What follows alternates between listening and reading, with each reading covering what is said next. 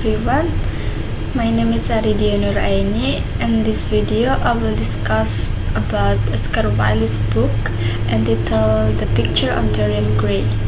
This novel is brilliant, explores the tension between beauty, morality and influence.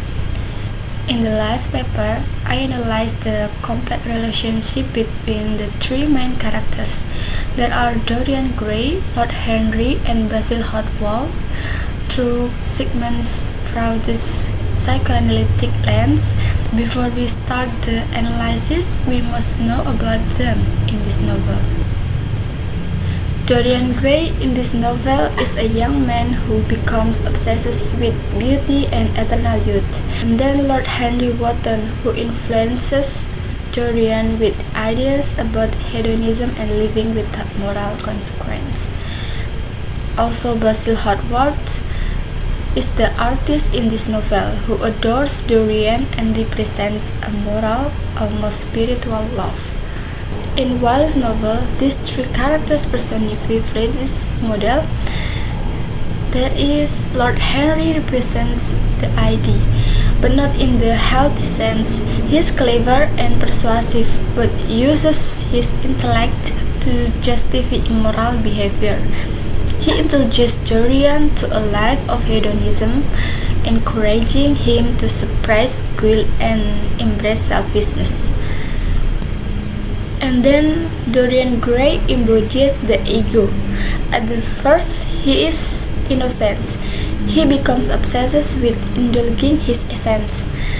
Dorian tries to mediate Basil's influence as the superego about morality in society, and Lord Henry's influence as the idea about achieving pleasure in life, but is ultimately dominated by Lord Henry with his bad ideas. He rejects moral responsibility and becomes increasingly detached from guilt. Basil Hallward symbolizes the superego, the voice of conscience and morality, cares for Dorian and wants to guide him ethically. He sees Dorian as his muse, but also warns him of Lord Henry's corruption influence. When Basil tries to confront Dorian about his soul, it's already too late. Dorian murders him, a symbolic destruction of the superego. In this novel, Lord Henry sees Dorian as an experiment. He possesses bad ideas, but refuses to take responsibility. And Basil deeply loves Dorian, perhaps romantically, and sees him as a symbol of purity.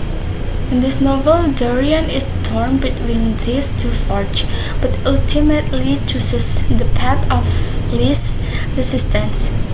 Indulgence, the painting becomes a mirror of his corruption soul, a visual metaphor for the idea of overtaking the superego. This toxic balance collapses, and Wilde uses it to critique Victorian superficiality, moral hypocrisy, and the cost of ignoring conscience.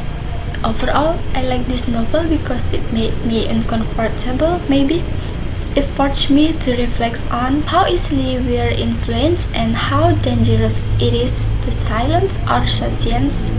While this use of wit and beauty makes the horror even more effective.